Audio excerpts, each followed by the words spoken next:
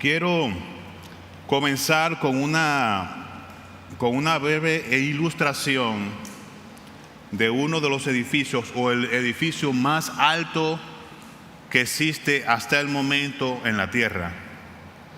Se encuentra en el lugar más inhóspito para construir un edificio. Se llama el Burj Khalifa en Arabia. Y este edificio, que se encuentra específicamente en Dubái, tiene una altura de 828 metros, aproximadamente 2.717 pies de altura, casi 1 kilómetro. Y este edificio no solamente es una joya de la arquitectura y tiene las más modernas artefactos de la modernidad, sino que este edificio ha sido construido bajo un reto extraordinario para llevarlo a cabo. Este edificio está construido sobre la arena del desierto. Increíble. Cómo Dios le ha dado la capacidad al hombre para construir sobre un fundamento no sólido algo tan pesado.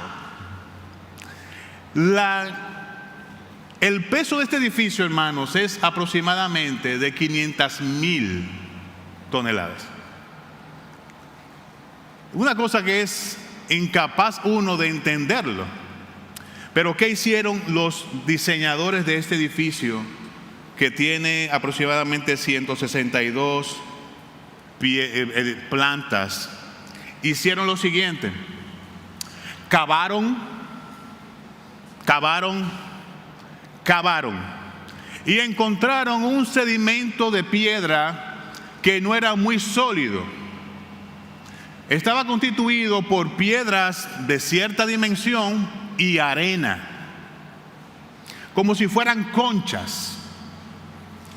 Entonces ellos decidieron hacer lo impensable y establecieron 192 columnas de concreto sobre la arena, sin que llegaran a esos sólidos fundamentos.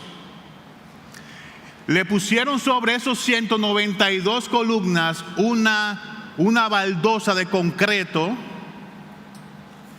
y la fricción del peso del edificio iba a permitir que el edificio se mantuviera firme. Increíble. Este edificio no se está hundiendo como la Torre de Pisa, a pesar de que tiene 160 y tantos pisos de altura. De la misma manera, hermanos, es el deseo de Dios que su pueblo esté fundamentado sobre lo sólido, no sobre ideas o pensamientos humanos. Me toca el honor de abrir esta serie, y qué mejor manera de comenzar con el Salmo 1, que muy bien leyó nuestro hermano Joángel, y quiero volver a repetirlo. Dice: cuán bienaventurado es el hombre que no anda en el consejo de los impíos, ni se sienta en el camino de los pecadores, ni se sienta en silla de los escarnecedores, sino que en la ley del Señor está su deleite, y en su ley medita de día y de noche. Será como árbol plantado junto a corrientes de agua, que da su fruto a su tiempo, y su hoja no se marchita. En todo lo que hace prospera. No así los impíos, que son como paja que se lleva el viento. Por tanto, no se sostendrán los impíos en el juicio, ni los pecadores en la congregación de los justos, porque el Señor conoce el camino de los justos, pero el camino de los impíos perecerá. Hermanos, le he llamado a este sermón el camino de los bienaventurados. Cuando estaba leyendo el texto, pude ver una idea, una estructura clara acerca de lo que el salmista quería transmitirnos hoy, miles de años después. Y es la siguiente: los creyentes fuimos librados de la impiedad para crecer en el deleite del Señor por la Escritura y glorificar a Dios poniendo la vista en la recompensa. De este salmo se desprenden tres realidades. Una, somos los justos o los bienaventurados, somos librados del camino de la impiedad, en el versículo 1. Caminamos creciendo en nuestro deleite de las Escrituras, desde el versículo 2 al 3. Y caminamos mirando la recompensa para la gloria de Dios. Es increíble cómo nuestro Dios utiliza un ejemplo para dar un ejemplo. Ustedes pueden ponerse en esos zapatos. Dios hace un ejemplo para poner un ejemplo. Le permite al salmista participar de lo mismo que está enseñando. Gracias, hermano mío. El salmista se encuentra asombrado ante dos realidades que llenan su mente. Dos realidades, hermanos, que lo hacen partícipe de lo que Dios nos está invitando a ti y a mí, para que conozcamos, lo entendamos y lo practiquemos.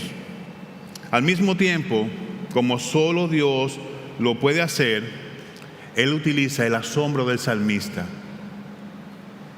para que, como le dije anteriormente, cientos de generaciones posteriores a él pudieran hacer lo mismo que él estaba haciendo. El versículo primero dice de la manera siguiente: cuán bienaventurado es el hombre que no anda en el consejo de los impíos, ni se detiene en el camino de los pecadores, ni se sienta en la silla de los escarnecedores. Hermanos, yo me estoy imaginando al salmista, ya sea evaluando su propia vida por la misericordia de Dios, o está viendo a estas dos vertientes, estos dos caminos, uno que es bienaventurado y otros que son impíos. Y él dice, cuán bienaventurado, exclama esa palabra. Exclama porque hay algo escrito allí que es abierto para los creyentes de todas las generaciones. Yo puedo hacer una pregunta: ¿a quién estaba viendo el salmista que exclamó cuán bienaventurado es? ¿A quién estaba viendo? ¿O quién es este hombre bienaventurado? Podemos preguntar. La respuesta la da el mismo versículo 1. Es aquel hombre que no anda en el camino de los impíos. La Reina Valera lo traduce de la siguiente manera: que no anduvo en consejos de malos. Si usted pudiera hacer lo que yo voy a hacer ahora, quizás le puede ayudar a tener una forma práctica de entender este texto. Es como si yo, Leo, estuviera mirando hacia atrás, examinando mi vida, y yo digo, pero yo vine a Cristo a los 18 años y no creo que no estuviera en camino de los pecadores. Aún siendo creyente, vuelvo a mirar y voy a encontrar pecado en mi camino. ¿De quién está hablando el salmista entonces? ¿De quién está hablando? Él utiliza las palabras no andar, no detenerse en el camino de los pecadores, y además dice, no se sienta en la silla de los escarnecedores o burladores. Lo que está haciendo el salmista aquí para ayudarnos a entender de quién está hablando es que con esos tres verbos nos ayuda a tener una visión, una ilustración de este hombre bienaventurado, como alguien que no anda, que no se para en el camino de los que hacen el mal y ni se sienta en el camino de la impiedad. Estos tres verbos, mis hermanos, revelan una realidad. Este hombre es diferente al hombre común. No se ve en este hombre un camino de acuerdo al consejo de los que se olvidan o maldicen a Dios. No se para en esa senda, no le interesa estar allí. Si nosotros nos detuviéramos aquí, diríamos que eso es un extraterrestre. Es una persona que no es sangre humana. ¿Cómo es que no se lleva del consejo impío? ¿Cómo es que no anda en ese camino? ¿Cómo es eso posible? La respuesta a la pregunta, si hay una persona que pueda ser bienaventurada, la respuesta es nadie. ¿Quién de nosotros ha estado bajo esa descripción que promueve, que está anunciando el salmista? Ninguno de nosotros. Y se lo voy a demostrar con lo que los mismos salmos están diciendo, porque el Salmo 1 es como un prefacio de todo el libro de los salmos y de toda la escritura. El Salmo 14 del 1 al 3, el cual cita Pablo en Romanos 3 del 9 al 12, nos coloca en la realidad. Es imposible para nosotros ser bienaventurados. Dice el Salmo 14, versículo 1 al 3. El necio ha dicho en su corazón: no hay Dios. Todos se han corrompido, han cometido hechos abominables. No hay quien haga el bien. El Señor ha mirado desde los cielos sobre los hijos de los hombres para ver si hay alguien que entienda, alguien que busque a Dios. Pero todos se han desviado, a una se han corrompido, no hay quien haga el bien. Y termina diciendo la dramática declaración: no hay ni siquiera uno. El texto de Romanos nos revela que todos los seres humanos, al igual que este Salmo 14, se han desviado de Dios. No existe alguien que haga el bien de toda la raza humana, porque se ha corrompido. En pocas palabras, todos los hombres y mujeres del planeta llenan la medida exacta para ser considerados impíos. Y allí estamos usted y yo.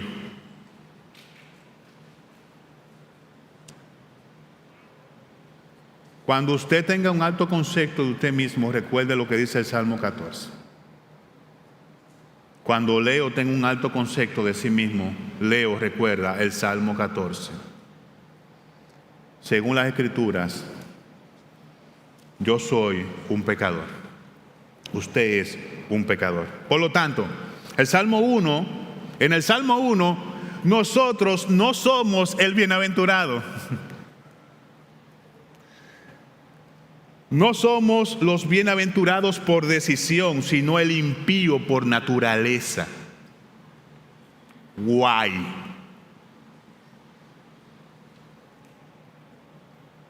No somos los bienaventurados por decisión, sino el impío por naturaleza. Oh hermanos, cuán grande es la realidad de nuestra maldad ante un Dios santo. Cuánto pecado en nuestro camino, cuánto consejo contrario a Dios en nuestra mente, cuánta rebelión en nuestras venas del alma. Ahora, si nosotros solamente nos sintiéramos y conociéramos la realidad de nuestra impiedad y eso se quedara allí, Bueno, quizás en nuestro camino uno pudiera pasar por alto estas cosas y se lo olvida a uno y sigue caminando. Pero hay otra realidad que pesa más que esta realidad de nuestra naturaleza. Y es lo que Dios piensa del impío. Salmo 7:11. Dios es juez justo y un Dios que se indigna cada día contra el impío.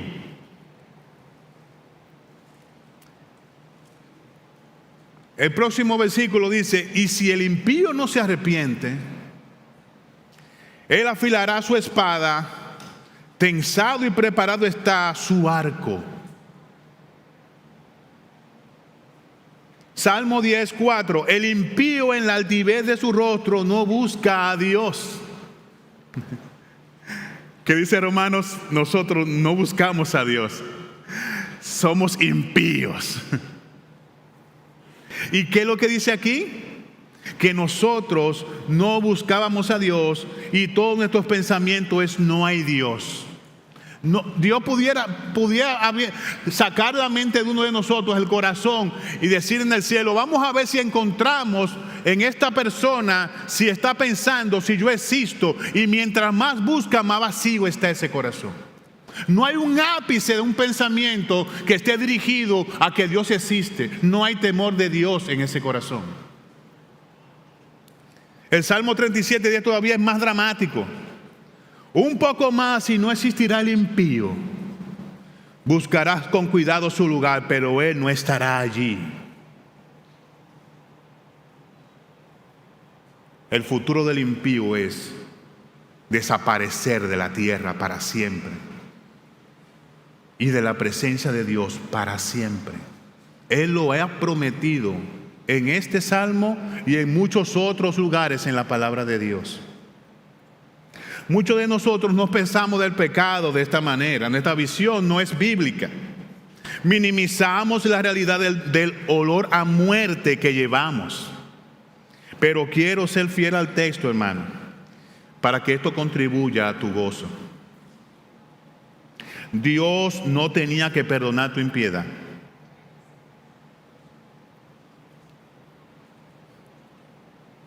Perdonó tu rebelión, tu camino de oscuridad, tu consejo mundano, tu falta de amor, tu incapacidad de hacer el bien, tu deseo de no buscar a Dios, porque así quiso hacerlo. Por pura gracia, Dios te extendió misericordia.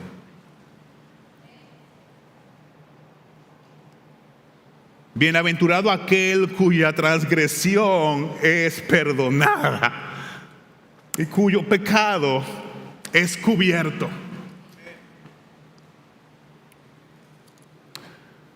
Oh hermano, si estás sentado a ti aquí hoy, quiero recordarte que tú estabas bajo la sentencia de un Dios santo y Él perdonó tu impiedad. El mejor de nosotros era un discípulo a demonio. No te creas que eras cosa buena. No eras un semisanto, ni como decimos en Santo Domingo, un tipo bien. No, éramos enemigos del Dios Santo, sentenciados por la decisión propia de caminar en nuestros pecados y no ocuparnos de saber y resolver nuestra condición ante Él. Sin embargo, Él nos escogió, nos perdonó, nos redimió, nos adoptó, nos salvó por medio del verdadero bienaventurado. Cristo es el bienaventurado, el único real y verdadero bienaventurado.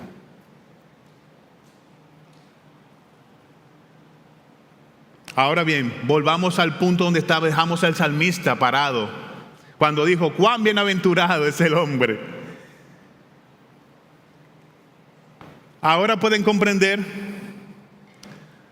el verdadero bienaventurado, salvando a impíos, perdonando a impíos, restaurando a impíos, adoptando impíos, y ahora el impío teniendo un camino de vida. Por eso que el salmista dice: cuán bienaventurado es el varón que no anduvo en consejo de los impíos. Es como si Dios mismo borrara todo ese pasado de impiedad y ahora nos ve como Cristo mismo. ¿Están entendiendo ahora por qué el salmista está asombrado?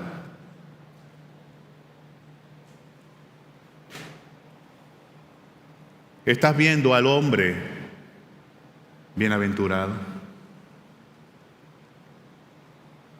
¿Estás viendo la obra de Cristo en tu vida? Pues eres bienaventurado. Y esto me da paso a la siguiente realidad. Los justos, los bienaventurados, caminan creciendo en el deleite de las Escrituras. Vamos a leer otra vez esa parte. Dice: sino que en la ley del Señor está su deleite, y en su ley medita de día y de noche. El versículo 3, magistralmente nuestro Señor dice: será como árbol plantado junto a corrientes de agua, que da su fruto a su tiempo, y su hoja no se marchita. En todo lo que hace, prospera. Cuando yo era más muchacho y estaba del otro lado de la fuerza, y mi corazón no transformado mucho, yo escuchaba a algunos predicadores hablando de la prosperidad. Inclusive llegué al punto de ir a un concierto y salir sin mi reloj.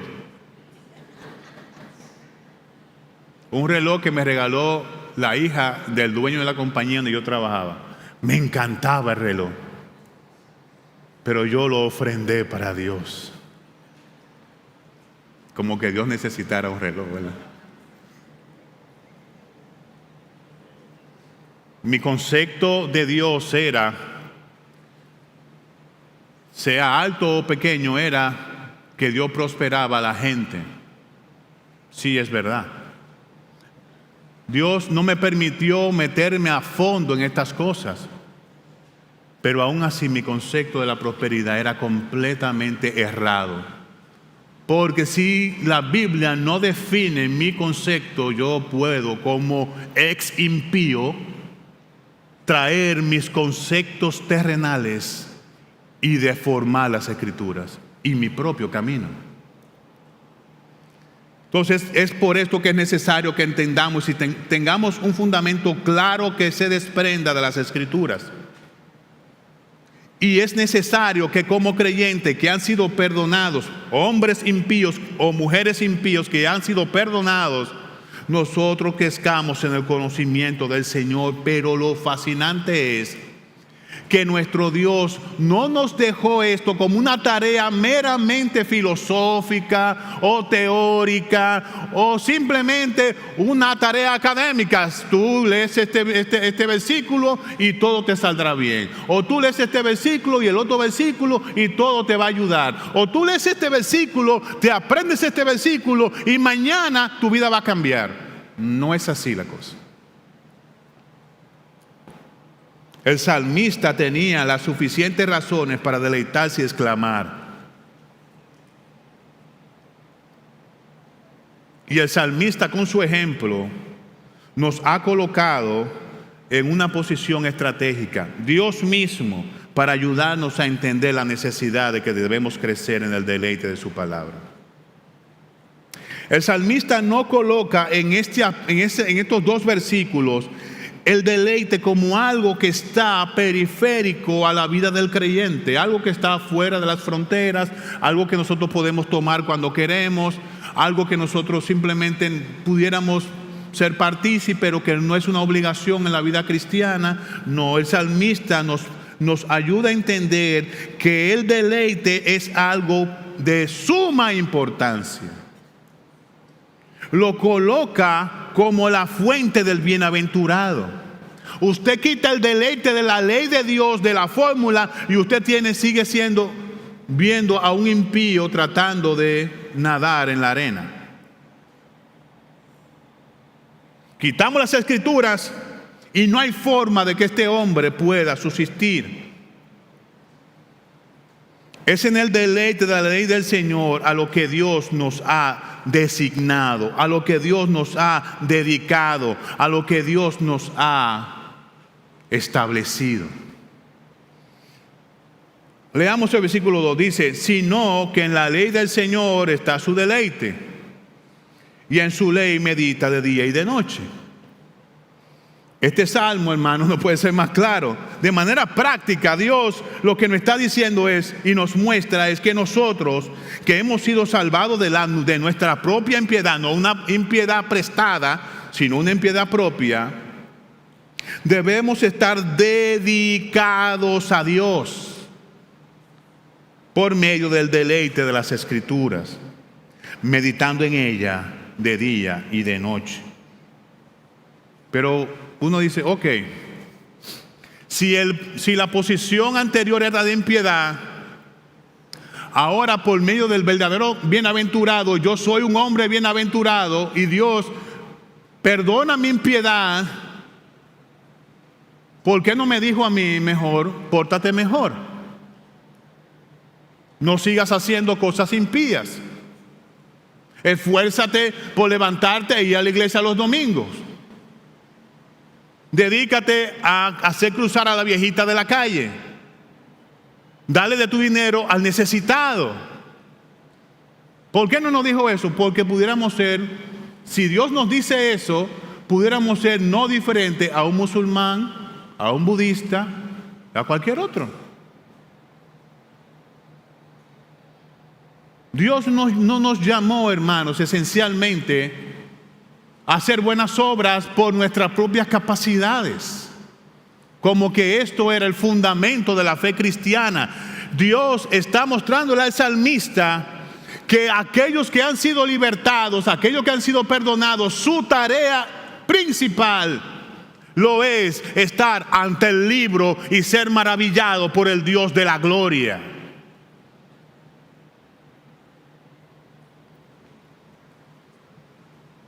¿Quién se lleva la gloria en esto? Dios. ¿Por qué las Escrituras? Vamos a ir a 2 de Timoteo 3, 16 y 17. No creo que sobre el universo haya otra fuente como esta. No existe otro fundamento donde debemos estar firmes, valga la redundancia. Es aquí. Nuestras casas tienen 3, 5, 8 Biblias. Dios nos ha dado el privilegio de contemplarle a través de ella. Según de Timoteo 3, 16, 17 nos dice lo siguiente: toda escritura es inspirada por Dios y útil para enseñar, para reprender, para corregir, para instruir en justicia, a fin de que el hombre de Dios sea perfecto, equipado para toda buena obra. Pablo hablando a Timoteo para que pusiera en práctica estas cosas, sabiendo lo que la Escritura es. Es inspiración, es la utilidad para enseñar, es el instrumento para enseñar, para reprender, para corregir, para instruir al pueblo en justicia, a fin de que ese hombre sea transformado y sea perfecto para toda buena obra. Primero es lo de adentro del creyente, y eso de adentro del creyente lo ayuda, lo guía para hacer las buenas obras que glorifican a Dios. Si esta versión no es muy clara, que lo es, vamos a ir una más llana. Nueva traducción viviente. Toda la Escritura es inspirada por Dios y es útil para enseñarnos lo que es verdad y para hacernos ver qué está mal en nuestra vida. Nos corrige cuando estamos equivocados y nos enseña a hacer lo correcto. Dios la usa para preparar y capacitar a su pueblo para que haga toda buena obra, como el sol del día. El hombre que ha sido redimido por Dios le pertenece a Dios. Y Él ha dado su palabra para que se deleite en esas verdades que muchas veces nos humillan, muchas veces nos corrigen, nos enseña y nos muestra la gloria de Cristo. Cada uno de los versículos de la inspirada e inerrante palabra de Dios ha sido dado para que el pueblo se deleite en Él, en la persona de Cristo, en la persona bienaventurada, para ver su majestad, su poder, su hermosura, su misericordia, su ternura, su firmeza, su seguridad, su amor y gloria. Cuando usted lee Primera de Juan, el Evangelio de Juan, Segunda de Pedro, usted puede ver a estos dos discípulos hablando de Cristo. Hablaron de Cristo de una manera que ningún otro discípulo pudo hablar de Él. Y estos dos discípulos estaban ¿dónde? Cristo los llamó para que subiera al monte de la transfiguración. El tercero no existió después de cierto tiempo porque Jacobo fue asesinado por Herodes. Pero estos dos fueron preparados para que le enseñaran al pueblo de Dios cuán glorioso es Él. Y vimos su gloria, gloria como el unigénito del Padre. A ellos dos nos fue un cuento. Pedro dice, nosotros no vinimos a ustedes con historias falaces, con historias fabricadas. Nuestros ojos vieron al Verbo de gloria. Nosotros lo vimos. Nosotros fuimos testigos de Él. ¿Y usted cree que nuestro Dios, que no tiene acepción de persona, le va a permitir a Pedro, a Juan y a Jacobo verlo, y a Moisés y a Abraham y a nosotros no? ¿Usted cree que el corazón de nuestro Dios no sigue siendo el mismo? Que nos llama a una intimidad para que lo podamos contemplar en el secreto de nuestra casa con la Biblia en mano. A eso es que nos llama nuestro Dios. A eso nos llama nuestro Dios. Es increíble entender que Dios nos haya designado para que le contemplemos y nos deleitemos en lugar de que nos esforcemos en ser buenos y correctos. Pudiera ser que alguien de nosotros, y quiero tomarlo esto para leerlo textualmente como lo escribí, pudiera ser que alguien entre nosotros no comprenda esto, y quiero ayudarlo a verlo con la ayuda del Señor. Nosotros que éramos impíos y que ahora somos perdonados por completo, no hemos sido dedicados a ser buenas personas, ni correctas personas, ni religiosos que vienen a la iglesia para cumplir con un estándar. Hemos sido destinados, óiganlo bien, eclesía, hemos sido destinados a deleitarnos en la gloria de Dios como estilo de vida y crecer en nuestro deleite en Él de tal manera que su gloria sea vista por los hombres y ellos glorifiquen a Dios en la visitación.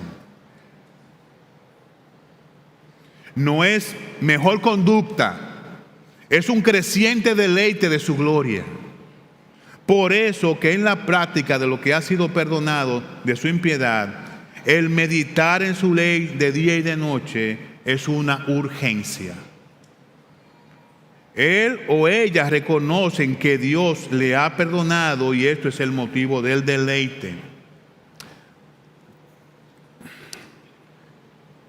Quiero decir esto de otra manera, hermanos. La motivación para deleitarnos en el Señor por la Escritura no es la culpa de no estar leyendo la Biblia. No es la necesidad de aprender versículos bíblicos, aunque son necesarios. No es la tradición bautista, aunque la tradición bautista es muy saludable. No es tener una iglesia solamente saludable. Lo es la salvación de nuestra impiedad. al ser alcanzados por la misericordia de Dios, es decir, por el Evangelio. Si tú atesoras esta bienaventuranza, hermano, tú has entendido la vida cristiana. Lo que mueve al salmista, lo que ve el salmista en este hombre bienaventurado, es que ha sido perdonado y por eso se deleita en Dios. Yo quisiera poder tener más capacidad de hablar para yo quizá, o tener un microscopio del corazón y meterme adentro para ver si cada uno de ustedes está entendiendo lo que estoy diciendo. La motivación nuestra para deleitarnos en Dios debe ser el perdón de la impiedad nuestra. Si Dios no perdonó toda impiedad, si usted está reconociendo que usted era un impío y usted está viendo en su corazón que usted era un rebelde, que usted era alguien que era merecedor de la condena máxima, de estar separado de la gloria de Dios como Satanás, y usted comprende que Dios le ha quitado esa sentencia de encima, no porque usted lo buscó, no porque usted era bueno, sino porque Él fue que dio el paso hacia adelante y fue a buscarlo. Eso es suficiente motivación para dedicar su vida a lo que estamos enseñando en este día. Dedicar la vida. No es religión. Como Dios le enseñó a Josué el mismo principio. Josué con un ejército de hombres inexpertos tenían que ir a Jericó, tenían que quitarle la tierra que Dios le había prometido a ellos, y en vez de decirle a Josué, oye, toma tu espada y comienza a practicar con todos los muchachos allá, le dijo que no se separará este libro de la ley de tu boca, medita en él de día y de noche. Wow.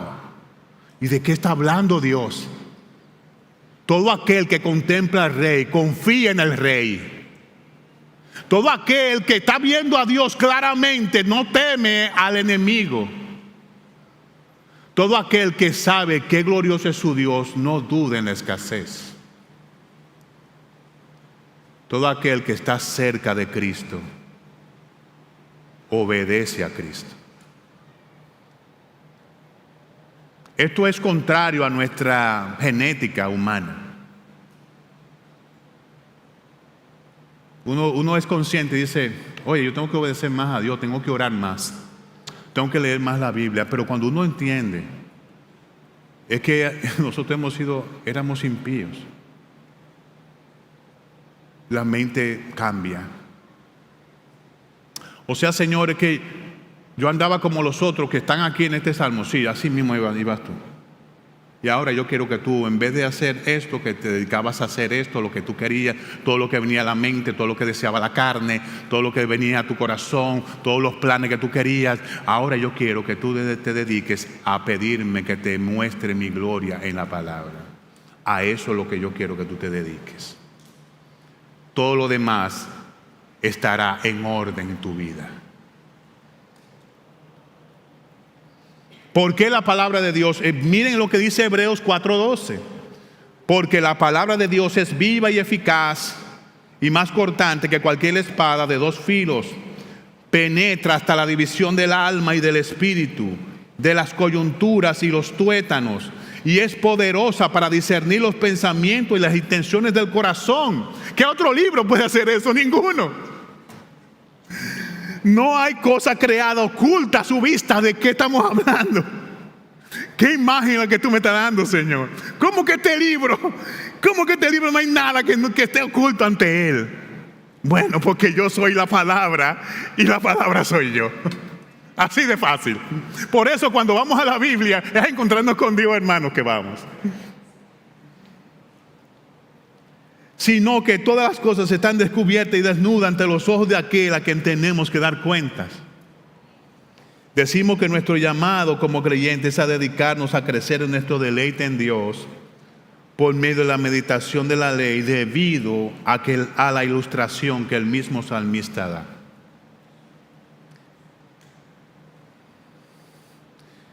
Yo creo que Este libro no pudo haberse escrito de una manera más extraordinaria que esta. Me está diciendo, deleítate. Me dice, pero ¿cómo lo hago? Muchas veces hay personas que me dicen, ¿cómo hago eso? La Biblia misma nos enseña lo que debemos hacer. Dice el texto él dice que nosotros seremos como árbol plantado junto a corrientes de agua, que da su fruto a su tiempo y su hoja no cae, no se marchita. Dará su fruto a su tiempo, su hoja no se cae y todo lo que hace prosperará. ¡Wow! ¡Qué imagen más extraordinaria! Yo le decía a mi esposa, oye, es que este árbol es un árbol. Y Dios nos pone a la misma imagen que un árbol. ¿Qué es lo que está hablando Dios en esto? ¿De qué está hablando el Señor? Cuando una semilla cae a la tierra, esa semilla tiene la capacidad de generar un fruto, una planta, y esta planta germinar hasta la altura genética que Dios le ordenó. Nosotros somos ese árbol. Y la semilla es la palabra de Dios en nuestro corazón. Y Dios nos ha colocado en esta tierra para que nuestras raíces profundicen, se aferren, sean sólidas y se alimenten constantemente con las corrientes de agua. Es fácil. El deleite, ¿qué es? Yo estoy con las Escrituras, yo soy el árbol, mis raíces van mientras más profundo, mejor en las Escrituras. Porque eso va a producir el crecimiento y el fruto que Dios espera de nosotros. El árbol representa al creyente que crece porque está cimentado sobre una fuente. Su deleite en la palabra de Dios le da la firmeza del árbol, ya que constantemente sus raíces se alimentan de sus aguas. Es la palabra de Dios la que produce la madurez en su tiempo. Es decir, no es una acción de un día, sino un camino que dura toda la vida. Y que naturalmente va creciendo para ser vistos por los demás. Si un creyente muestra evidencia de sequía, es porque su permanencia en su búsqueda de la gloria de Dios por las Escrituras ha sido interrumpido o descuidado. Solo podremos dar gloria a Dios creciendo en nuestro deleite en las Escrituras. Cuando estaba estudiando este texto una y otra vez, en un momento yo dije, pero ven acá, Morena, pero este árbol no está hablando de frutos. Este árbol representa la madurez del deleite que el creyente debe tener. Si nosotros estamos fundamentados sobre Cristo y su palabra, mientras yo más contemplo las verdades de Cristo, su gloria, su majestad, su poder, su cuidado, mi vida, mientras más yo veo, más crezco. Mientras más como, más me fortalezco. Mientras más estoy detenido en su palabra, más voy a dar fruto. No hay otra cosa más sencilla que esa. Entonces, el versículo 3 al final coloca la prosperidad no como una fuente que mueve al creyente, sino como un resultado del amor por las Escrituras. No estamos buscando prosperidad. Este fundamento es diferente. Nosotros estamos buscando al que perdonó nuestra impiedad. Estamos buscando, es que si Él me perdonó tanto, ¿cómo es que yo voy a estar sin conocerlo? No, es que de manera natural debe salir ese deseo en mi corazón. Esto nos ayuda a entender que la prosperidad de que habla el salmista no es necesariamente la material. sino la de un carácter parecido al que está contemplando. La prosperidad, hermanos, si vamos otra vez a los versículos anteriores, el impío prospera en su camino. Hay un texto que voy a leerle en esto. El impío le va bien. Al impío no le pasa muchas cosas de lo que nos pasa a nosotros.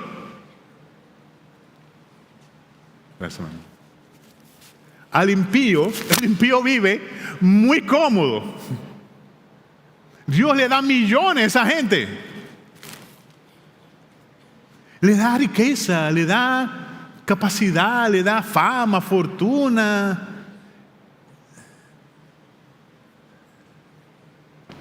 Pero el impío perecerá. La fuente del impío es su codicia. La fuente del creyente es la gloria de Cristo. Y para verlo hay que esforzarse. Hay que leer. Hay que orar. Hay que pedirle gracia al Señor. Hay un libro que estamos leyendo, el pastor Julio y yo. Se llama, Julio, La Gloria de Cristo, ¿verdad, Julio? La Gloria de Cristo.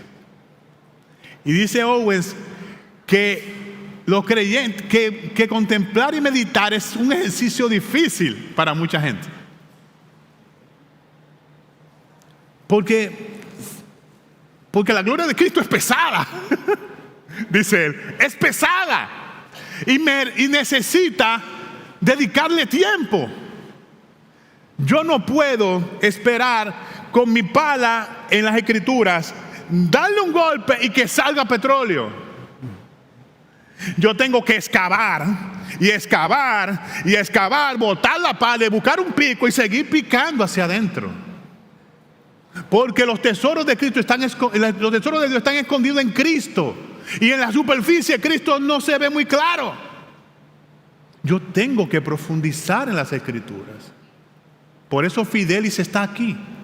Por eso hablamos nosotros, entre nosotros, la palabra, como dice Colosenses 3, 16, 17. Porque necesitamos la ayuda.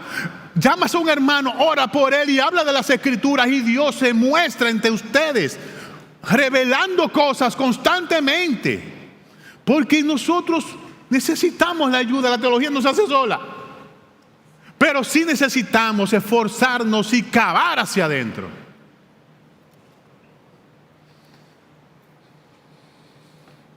El fruto de que habla el salmista no es el dinero, ni necesariamente las posesiones, ni las posiciones, sino un carácter piadoso que tiene ganancia en esta vida y en la venidera. Miren cómo lo dice Pablo a Timoteo en su primera carta, el capítulo 4, versículo 8. Porque el ejercicio físico aprovecha poco, pero la piedad es provechosa para todo, pues tiene promesa para la vida presente y también para la vida futura. La apasionada búsqueda de los bienes materiales como esencia de la vida cristiana es un camino peligroso. Porque la raíz de todos los males es el amor al dinero, por el cual, codiciándolo algunos, se extraviaron de la fe y se torturaron con muchos dolores. 1 Timoteo 6:10.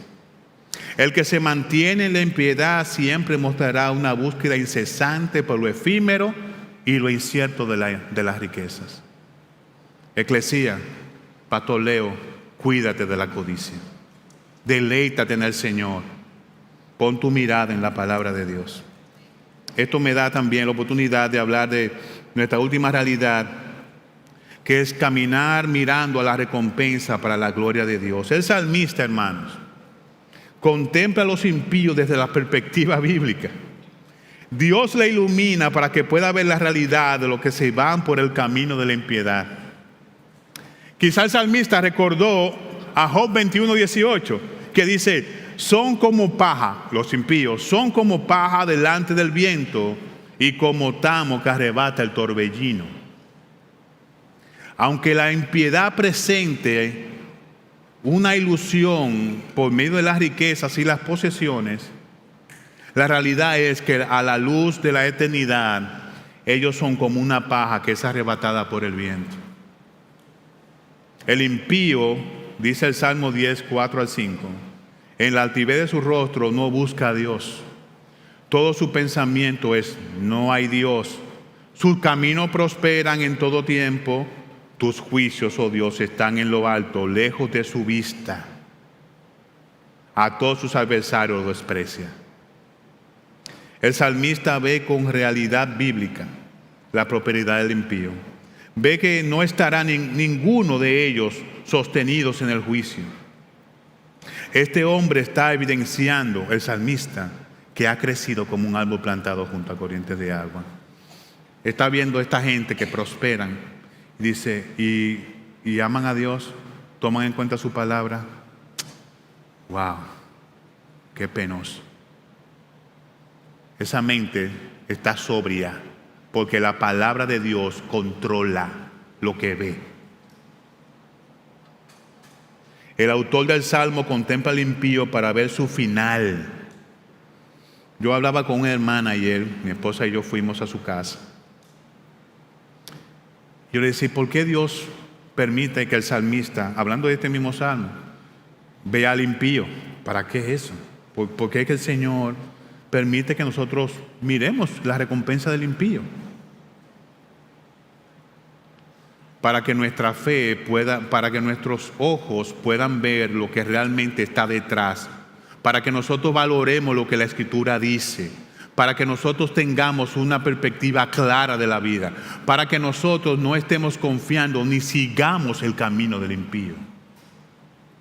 Y para eso es necesario que la palabra de Dios abunde en nuestros corazones. El Salmo termina con dos afirmaciones en el versículo 6. Dice: el Señor aprueba o conoce, es la otra traducción más directa, aprueba, conoce el camino de los justos, el camino de los impíos perecerá.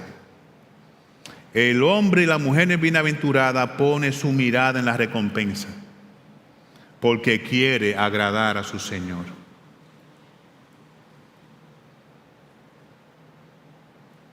Como conclusión, hermanos, si has sido alcanzado por la gracia inmerecida de Dios, eres un bienaventurado. Recuerda que has sido perdonado de toda tu impiedad. Y ese perdón es tu motivador para tener la Escritura como fundamento de donde tú te deleites. Medítala de día y de noche. Y finalmente, hermanos, al mirar la prosperidad del impío, recuerda la palabra. Al mirar al Señor, busca que por su favor tu corazón se llene de su deleite y esto guíe tu vida para agradarle.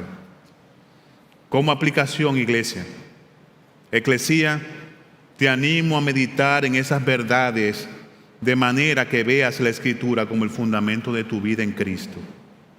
Recuerda que has sido perdonado no para ser un mejor tú, sino uno que refleje la gloria de Cristo. Eclesía, que te deleites en ella orando al Señor, pidiéndole que te muestre su amor, su bondad, su gloria al meditar en ella de día y de noche. Y si eres no creyente, la Escritura no te deja bien parado ante la santidad y la justicia de Dios. No.